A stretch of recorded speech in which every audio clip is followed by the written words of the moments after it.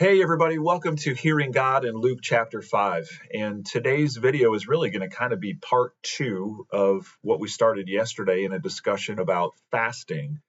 And in yesterday's video in Luke chapter 4, Jesus fasted for 40 days in the wilderness, and it was significant in his spiritual warfare with Satan. And now in Luke chapter 5, the section is entitled A Question About Fasting. And the scribes and the Pharisees said to him in verse 33, the disciples of John fast often and offer prayers, and so do the disciples of the Pharisees, but yours eat and drink. And Jesus said to them, can you make wedding guests fast while the bridegroom is with them? And then here's the key in verse 35. Jesus says, the days will come when the bridegroom is taken away from them, and then they will fast in those days. And then they will fast in those days. And so what I think is significant about this is Jesus says that when he ascends to heaven, that fasting will be a normal, expected part of what it means to follow him. And by fasting, what we mean is physically, voluntarily going hungry for a set period of time in order to cultivate a greater spiritual hunger for God. We don't fast in an attempt to manipulate God, to get him to do what we want him to do. It's not an act of self-righteousness. It's really a time where we devote ourselves and we exercise physical hunger to cultivate a greater spiritual hunger for God.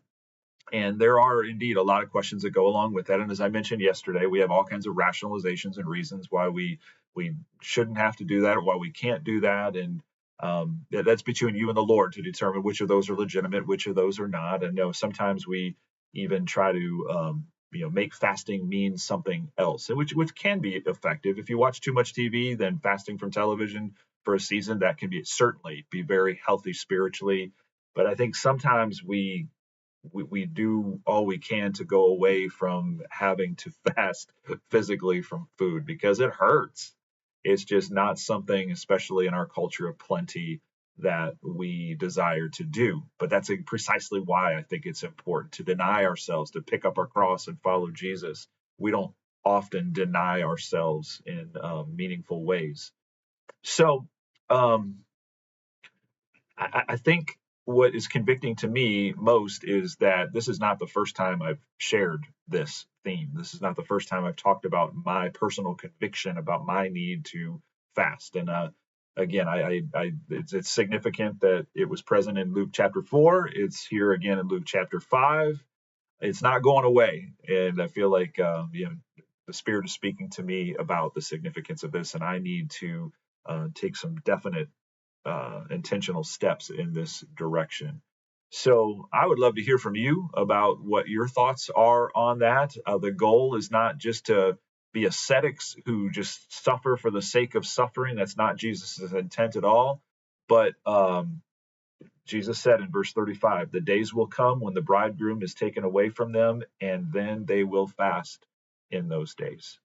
So I'm challenged, perhaps you are as well, but I want to be all that God intends for me to be. And if fasting is part of that, then so be it.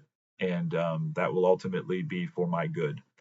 So we look forward to joining you again soon for Luke chapter 6.